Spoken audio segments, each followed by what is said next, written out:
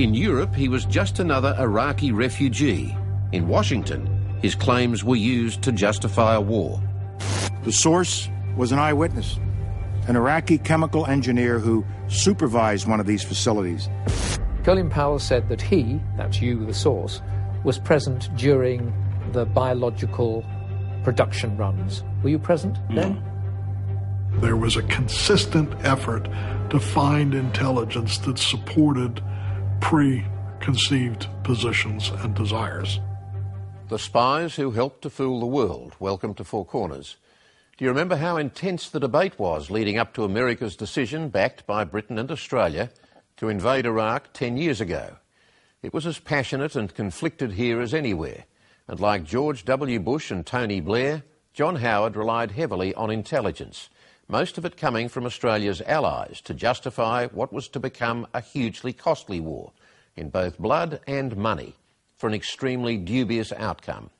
You might particularly remember US Secretary of State Colin Powell going to the UN to lay out America's case to prove the existence of weapons of mass destruction in Saddam Hussein's Iraq.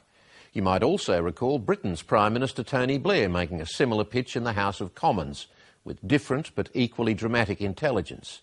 Both times the information was presented as hard evidence. The Howard government argued the threat from Iraq was both great and immediate. Tonight's story will show how both cases were built on lies. We also learn that America was given access to high-end intelligence from within Saddam's regime that argued the opposite but was rejected. The strong implication is that America and its allies only listened to what they wanted to hear. This report is from Peter Taylor of the BBC's Panorama programme. Curveball, the code name of American intelligence's best source. This shadowy figure was to transform the intelligence on WMD, an Iraqi refugee with first-hand evidence that Iraq was producing deadly biological weapons. The story he would spin began at the Zerndorf refugee camp just outside Nuremberg, Germany. He arrived here at the end of December 1999, desperately seeking asylum as a refugee from Saddam's tyrannical rule. We finally managed to track him down in a small German town. His real name was Rafid al-Janabi. In fear of his life, he disappeared from view, seeking anonymity and security. My dream was not only my dream, but the dream of many Iraqis, to see Saddam Hussein out of power in Iraq. Al-Janabi's details were placed on file at Zerndorf, but as his background aroused particular interest, he was interviewed by German intelligence. The man told me, they've heard you are a chemical engineer and this concerns the asylum office and the German government. This is the first television interview that the head of German intelligence has ever given about Curveball. It was very difficult to get inside information at that time from Iraq. It was very important for us to have a human source who has been engaged in this program, and therefore it was a very valuable source. They didn't know whether this guy was a liar or he is telling the truth. And if he is telling the truth, then there is a serious problem.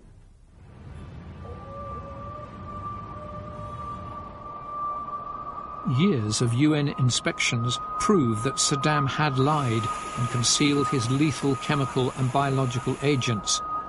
They'd been manufactured in giant vats or fermenters like these.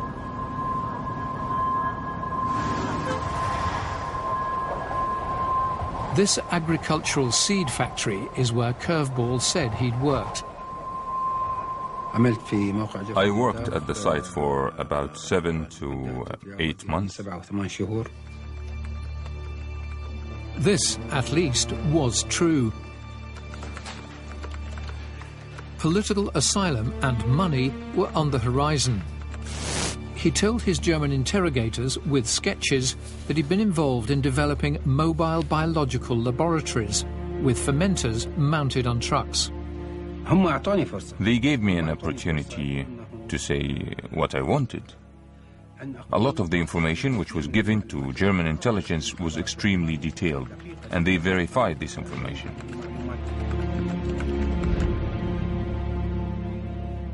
German intelligence gave the Americans over 100 top-secret reports on Curveball's case. The Americans wanted to meet Curveball face-to-face and make their own assessment of his credibility, but the Germans steadfastly refused. He told us, I don't want to see the Americans. If he is not willing, really, to meet the American side or others, then we have to respect it. The Germans were telling us he doesn't like Americans, he doesn't speak English, he only speaks Arabic and German, and he only wants to talk to Germans. But there was another reason. The Germans concerned the Americans might overplay Curveball's intelligence.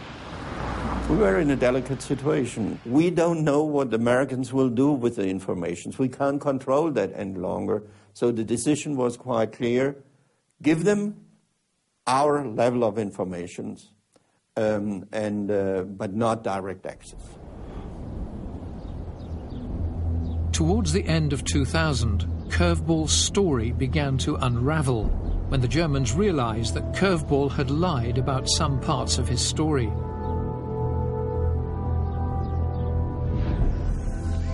Satellite imagery confirmed these doubts.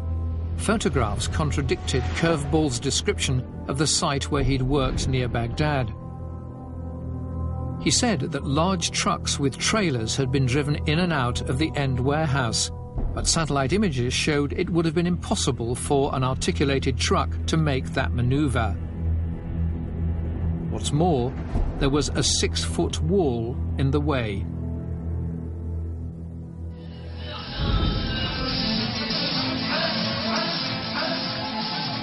Curveball's duplicity was well known to his former boss and close friend. Each had been to the other's wedding. We were together for a long time. I knew this guy is a congenital liar. A congenital liar. Why do you say he was a congenital liar? Because he's always making stories. He's a spy, he's a con man. He's a disaster for worldwide, not for Iraqis. After a year of interviews with Curveball, German intelligence decided to terminate their regular meetings with him. At the beginning of 2001, Curveball was out in the cold, flipping burgers at this fast food outlet near Nuremberg. But one seismic event was to change everything and place Curveball center stage once more.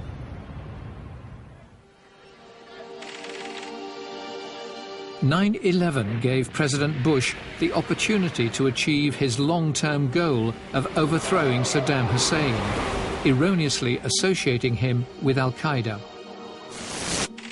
This is a regime that has something to hide from the civilized world. States like these and their terrorist allies constitute an axis of evil, arming to threaten the peace of the world." And what Curveball was saying now seemed too good to dismiss. To the White House, Curveball underpinned their case, but doubts were growing. The British intelligence service, known as MI6, sent to the CIA a cable on Curveball saying, "Elements of his behaviour strike us as typical of individuals we would normally assess as fabricators."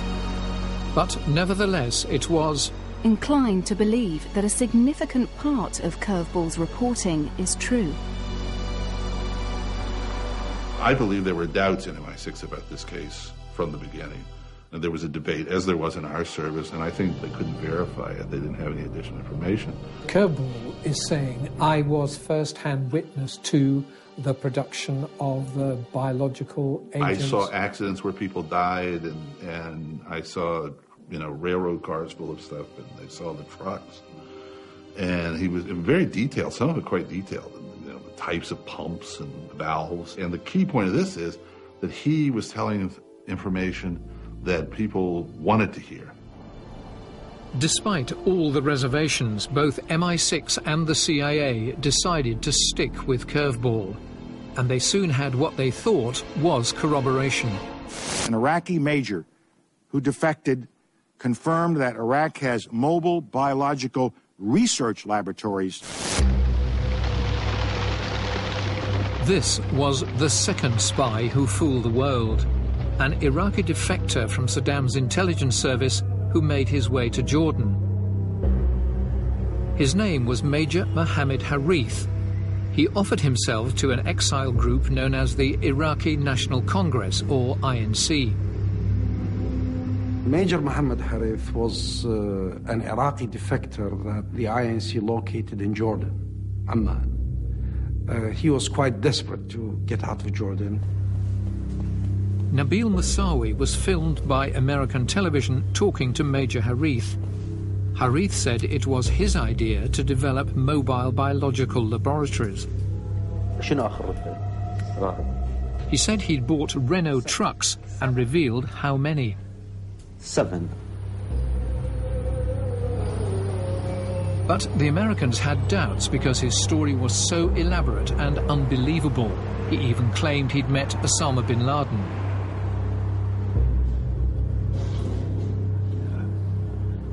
Major Harith was given a lie detector test. But, perhaps surprisingly, he passed.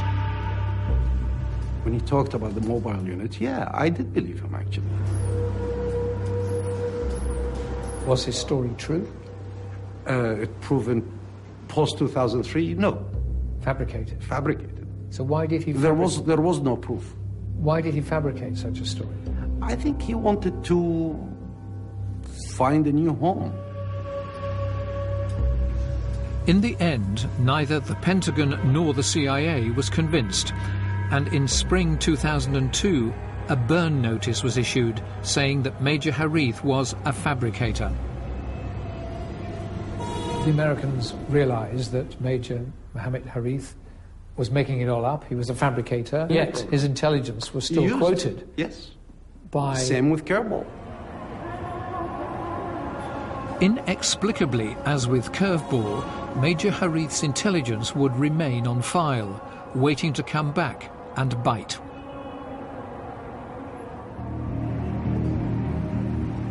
Now there was to be a third attempt to fool the world, based on the nightmare scenario that Saddam could be developing a nuclear weapon.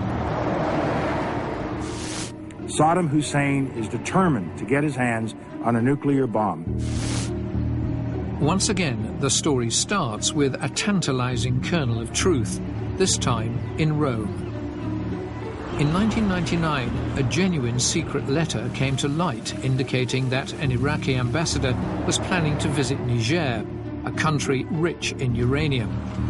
But soon the fact turned to fantasy.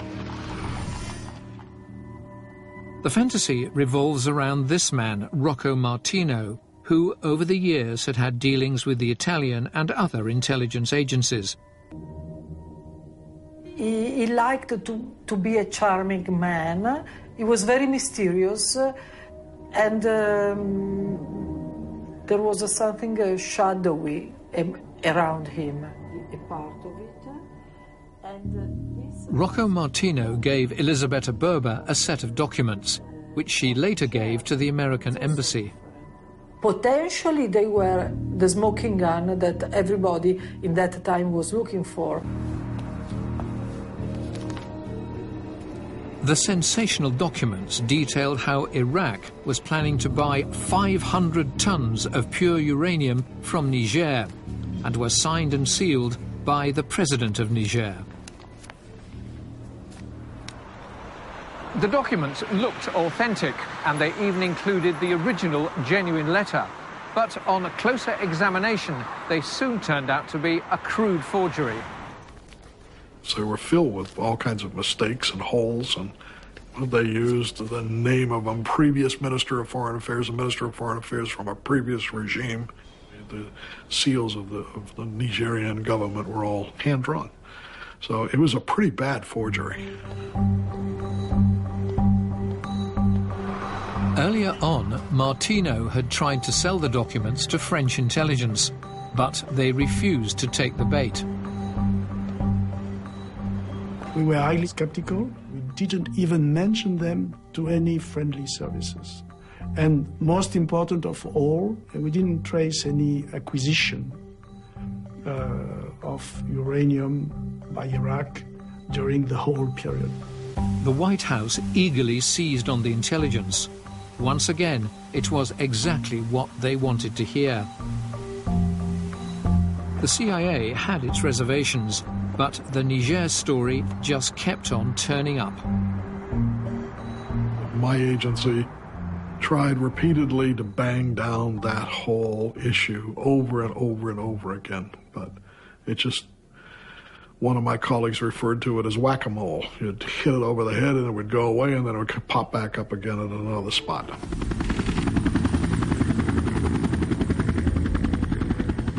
Politically, events were now moving fast. 11 months before the war, Tony Blair met President Bush at his ranch in Crawford, Texas. Blair agreed to support regime change, but only if the UN route had been exhausted. Sir Richard Dearlove, the head of Britain's MI6, briefed the Prime Minister on his visit to Washington in July. He's reported as saying, military action was now seen as inevitable. The intelligence and facts were being fixed around the policy. In our view, we thought that intelligence was used to justify a war which was a war of choice, of pure choice. But the intelligence was used to disguise that as a war of necessity. Tony Blair's Chief of Staff, Jonathan Powell, had warned that public opinion was fragile and the government now needed a Rolls-Royce information campaign. A last call went out for any further intelligence that could be presented in a dossier designed to be made public. With the publication deadline approaching, 3 pieces of crucial new intelligence came into MI6. Uncertainty became certainty. Saddam Hussein was now judged to have active chemical and biological weapons. The most dramatic new intelligence was the warning that the WMD could be launched within 45 minutes. He has existing and active military plans for the use of chemical and biological weapons, which could be activated within 45 minutes. So where did this intelligence come from? We've established that it is likely to have been conveyed by the exiled Iraqi opposition group, the INA, based in Jordan. Its founder headed a military committee with secret cells of dissident army officers inside Iraq. This was all based on very tight-knit connections through relatives to avoid the security of Saddam. And we had cells in various units, and information used to be passed to us. Dr. Alawi's group was first told about the 45-minute warning when it was planning a coup in the mid-90s and feared Saddam would use WMD against defecting soldiers. The warning came from an Iraqi colonel called Al-Daba, an artillery commander in Iraq's western desert. What was the intelligence? That they are ready to within 45 minutes, to hit any defection, any unit that will defect. With what? With chemical weapons. Did Colonel Al-Daba say that he'd seen the weapons? No. In fact, Colonel Al-Daba simply assumed the sealed boxes delivered to his unit contained chemical or biological agents, and they'd just be short-range weapons for use on the battlefield. Was it clear from the intelligence from Colonel Al-Daba that the 45 minutes was referring to battlefield? weapons? To me, it was clear, yes. By the time it got to London, the intelligence was third-hand. Unusually, MI6 did not say the 45-minute warning came from an opposition group, albeit a trusted one, but simply said it came from a reliable source. CIA Director George Tenet was less than flattering about Britain's 45-minute claim. Reportedly, he referred to it as that 45-minute shit. The first British government inquiry into the use of intelligence was chaired by Lord Butler. He singled out the 45-minute warning as being one of the most misleading intelligence failings, since it implied Iraq was a serious and current threat to the UK. It was interpreted as referring to missiles that you could fire at Cyprus, and that did make it sensational. Now, that misunderstanding, I think, was due to a sloppy bit of use of intelligence. Unusual, because for the most part, the intelligence was handled very professionally, but in this case, it was left vague.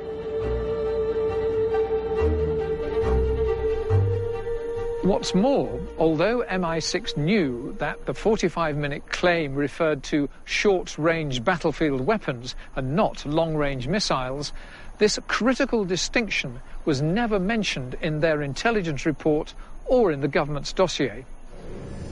Indeed, the MI6 chief, Sir Richard Dearlove, admits he knew that it only referred to battlefield weapons.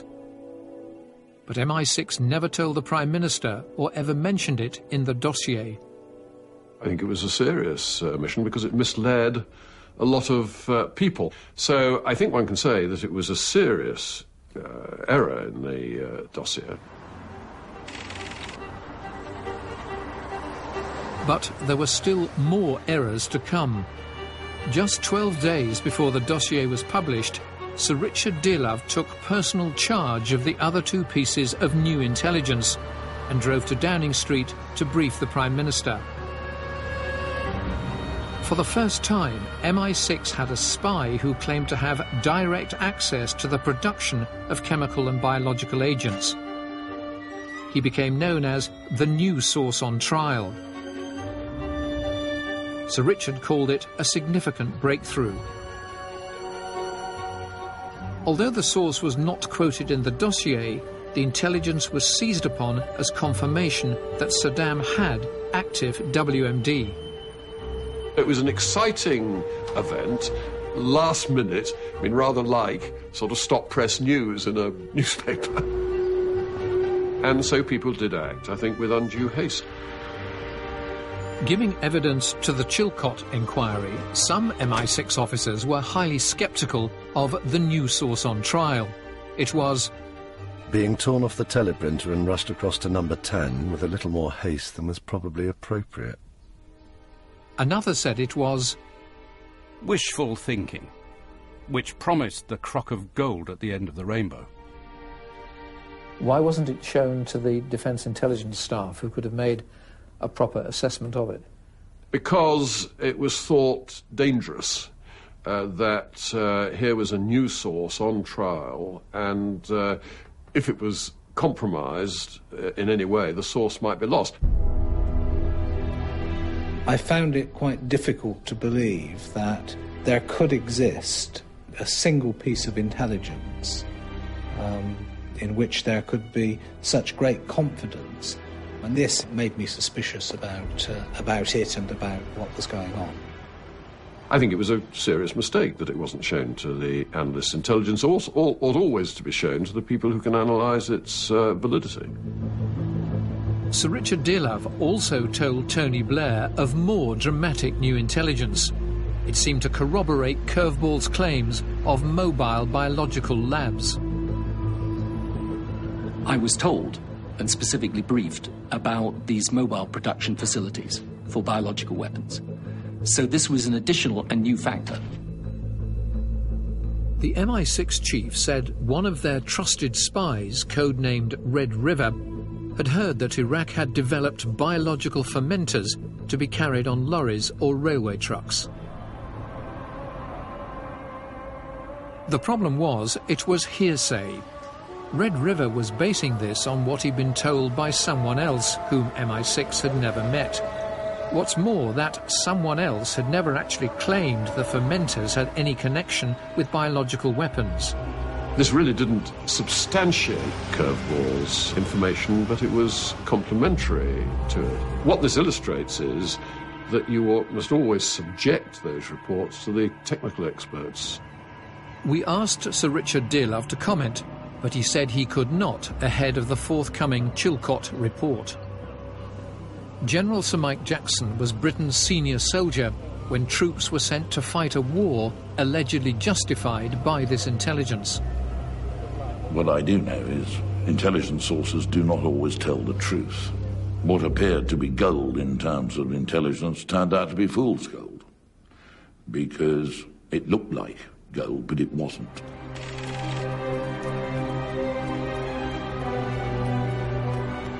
When the eagerly awaited dossier was finally published, the Prime Minister lost no time in telling Parliament that the intelligence case had been established beyond doubt.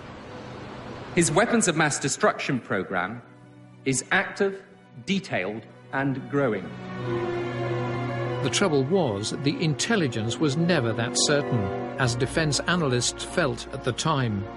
We had not seen evidence that established that beyond doubt, and that it concerned us. The weapons of mass destruction program is not shut down. It is up and running now. It was just guessing that there could be residual stocks and some resumption of activities. It concludes that Iraq has chemical and biological weapons, that Saddam has continued to produce them. There was a consistent effort to find intelligence that supported preconceived positions and desires. He has existing and active military plans for the use of chemical and biological weapons, which could be activated within 45 minutes. Now, that was a surprising statement to us in the military. What was your reaction? Extremely surprised. We were really quite dismissive of that intelligence and thought that it was quite transparently weak. The intelligence picture they paint is one accumulated over the last 4 years. It is extensive, detailed, and authoritative. In fact, the original intelligence that was given to the Prime Minister was clearly qualified. It said, "Intelligence remains limited, is sporadic and patchy." The crucial qualifications to the intelligence were totally absent from the government's dossier in order to make a convincing case to the public and to Parliament. It seems the government wanted to leave little room for doubt. Was Tony Blair a liar? No, I don't believe he was a liar. I believe that when he said what he believed about Saddam Hussein, he was speaking the truth. But I think because the qualifications on the evidence weren't made clear, I think he oversold the case. But that's the reason why there are so many people today who feel outraged still today that they were misled by the Prime Minister. Yes, but I think one could say in the Prime Minister's defence that he'd misled himself. He and indeed the intelligence community had misled themselves.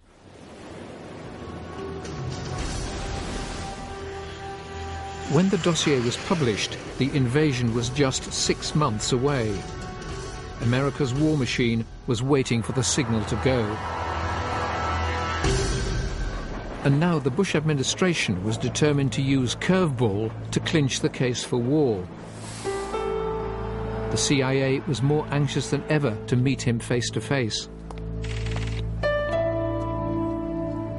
At a chic Washington restaurant, Tyler Drumheller pressed his contact in German intelligence for access to Curveball. He and I were good friends, so we had a lot to talk about. And at the end I said, oh, by the way, they asked me to ask you about this Curveball case. Is there any way they can get access to him because it's really important? And he said, don't ask. They're not going to give you access to it. And I said, oh, okay. And he said, look, because this is a source, we don't have any corroboration for it.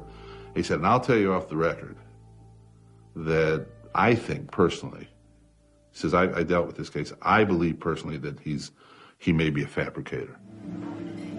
The CIA director says Drumheller failed to pass this and other warnings on. Just before Christmas 2002, the head of German intelligence, August Hanning, sent a personal cable to CIA Director George Tenet, warning about the intelligence from Curveball. It is not confirmed. Please be cautious to use this kind of not confirmed information. And of course he was a single source. He was a single source. We told them. Did you do enough to warn the Americans, to warn the CIA about Curveball? Yeah. But they were not in a state of, or in a mindset to be warned. The CIA says Hanning's cable never left Drumheller's office. George Tenet says he never got that cable from the head of the BND. But he says he didn't. Well, he did. I tell you he did. You're suggesting he's right? right? So you put my word against George Tenet's. I won't say he lied, because I don't, but I just say I know George Tenet saw it. How do you know George Tenet? Because I sent it to him. We sent it to him. George Tenet says that he never got your cable. It was addressed to him personally himself, to him. I have no explanation for it. Do you believe George Tenet? I've always believed my colleagues.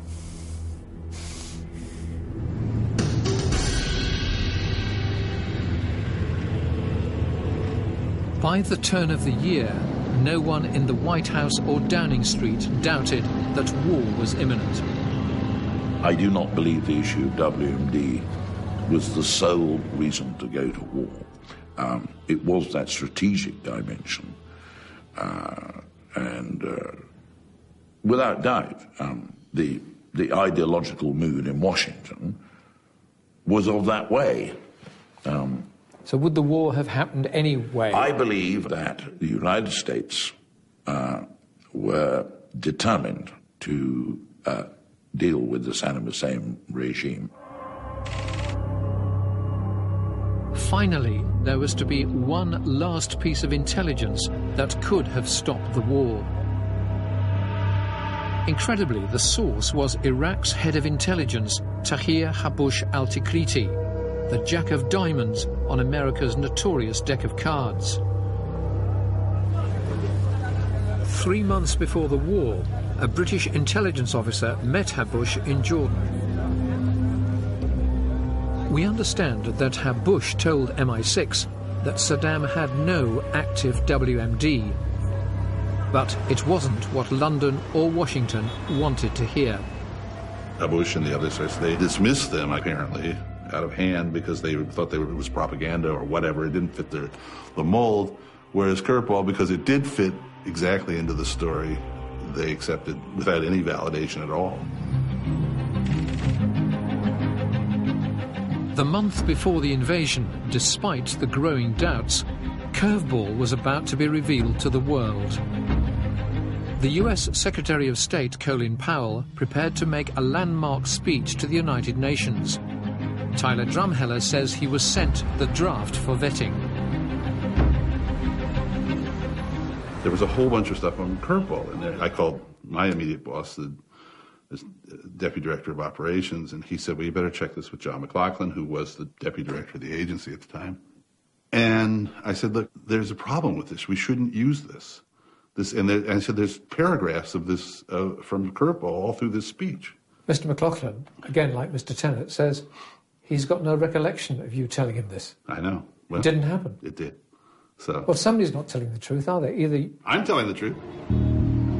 The night before the speech, Colin Powell and George Tenet were closeted in a hotel room in New York with their top aides. I sat with Director Tenet. My recollection is until about 2 a.m. or later. The atmosphere was serious. We knew this was profound, and we also knew we had to get it not just right, but perfect. Did Colin Powell question the intelligence that he was being given on WMD before he made his presentation? The Secretary of State not only questioned the intelligence, he questioned it intensely. He was personally involved. He understood the significance of this. I was home. My daughter answered the phone, and she said, "Oh, Dad, it's Mr. Tennant." And so I got on. It was George. They was calling from the UN. He said, "Well, we're really tired. We've been up for 72 hours." He wanted to get the telephone number for someone in SIS. And before he hung up, I said, "Boss," I said, "that German reporting, we X'd it out of the report." I said, "Make sure they don't use that." I said, "There's a lot of problems with that German reporting." And he said, yeah, don't worry about it. We got it all under control." And George Tennant says he has no recollection of your saying that to him. Yeah, I do. I mean, you'll have one of us is not telling the whole truth, so I'm quite comfortable with what I have to say. Every statement I make today is backed up by sources, solid sources. These are not assertions. What we're giving you are facts and conclusions based on solid intelligence. Ironically, the person presiding over the UN session was Joschka Fischer, the German foreign minister. He knew there was a big question mark hanging over Curveball. Colin Powell said these are facts. And we knew that the real fact is that neither Colin Powell nor we could prove that these are facts. It might be true, it might not be true. The source was an eyewitness, an Iraqi chemical engineer who supervised one of these facilities. He actually was present during biological agent production runs.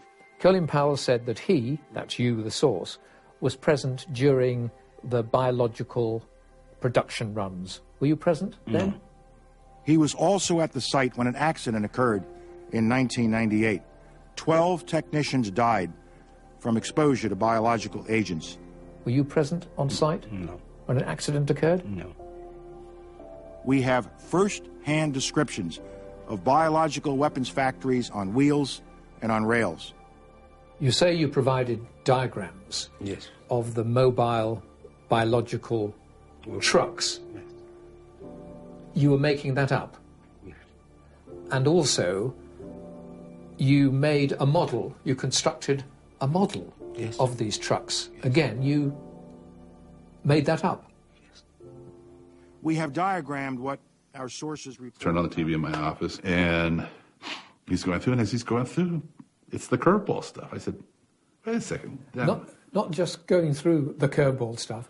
He's got graphics. He's got pictures of mobile trailers with biological...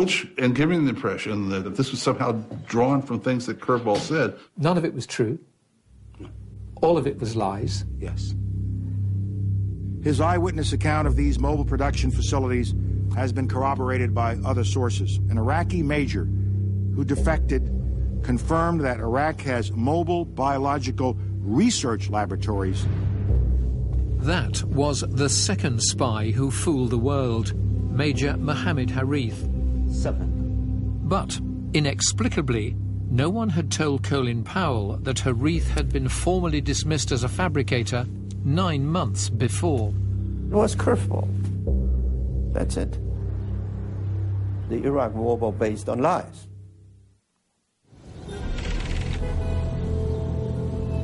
Gradually, the lies were revealed. 3 days after Colin Powell's presentation, UN inspectors, now finally back in Iraq, visited the site where Curveball said he'd seen the mobile biological laboratories. What did you find? A lot of seed, a lot of corn, a lot of nothing. We have first-hand descriptions of biological weapons factories on wheels and on rails. The building was dusty, extremely dusty, and there were some old hulks of equipment that I didn't recognize that I don't think any of them ever could be used for biological production. And the 6-foot wall that blocked the entrance to the warehouse was still there. I don't know when the last time a human was in that building, but I was the first in a long time. This was clearly not in use for a long time, and clearly not a biological weapons production facility. So at that point, I was very disappointed. As doubts were growing about the strength of the intelligence case, 1 million demonstrators marched through London to express their opposition to the imminent invasion. Tony Blair remained adamant. This is not the time to falter. This is the time for this House, not just this government or indeed this Prime Minister, but for this House to give a lead, to show that we will stand up for what we know to be right. The following night, the war began. In a matter of weeks, Saddam's regime was toppled. There were no WMD and no substance to the corroborating sources on which MI6 had relied. The two key pieces of last-minute intelligence that the MI6 chief had personally conveyed to Tony Blair were withdrawn. The new source on trial was deemed to be unreliable. Red River was given a lie detector test and failed. And what's more, the controversial 45-minute claim was withdrawn. There was even one report that MI6 traced a source back to a small Jordanian town. He was a taxi driver who said he'd overheard Iraqi generals talking about WMD in the back of his cab. It seemed to epitomize how flaky so much of the intelligence was. It was a year after the invasion before the CIA finally got to meet Curveball. An MI6 officer was present too. Curveball was shown a satellite photo of the site where he'd worked. It bore no relation to how he'd described it. Curveball said, well, that's been doctored. And he said, no, it hasn't. It hasn't been doctored. And he said, Curveball said, I think I've said everything I'm going to say. And then he just stopped talking. And then Curveball said to the Germans as he was leaving, I told you this was a mistake. That was the last thing he said to him. And so what was the view of the CIA officer who did the final interview? He called me on the phone. He called me on the secure phone right away and said, he said, this guy, he just admitted, he said he's fabricated. He said, I believe this is all made up. The CIA officially declared Curveball a fabricator. A week later, its director, George Tenet, resigned. Because of you, our nation is more secure. Because of you, the tyrant has fallen and Iraq is free. President Bush has said that the biggest regret of his presidency was the intelligence failure in Iraq. Ideological pressure from factions in the Bush administration had pushed the intelligence to the limit and beyond. The term cherry-picked has been the most consistent term. There was a consistent effort to find intelligence that supported preconceived positions. Very bad intelligence got to the leadership very quickly, but very other intelligence just didn't make it, just didn't get anywhere. 10 years on from the invasion of Iraq, we're still living with the legacy of the spies who fooled the world. The fact is that we went to war in Iraq on a lie, and that lie was your lie. Yes.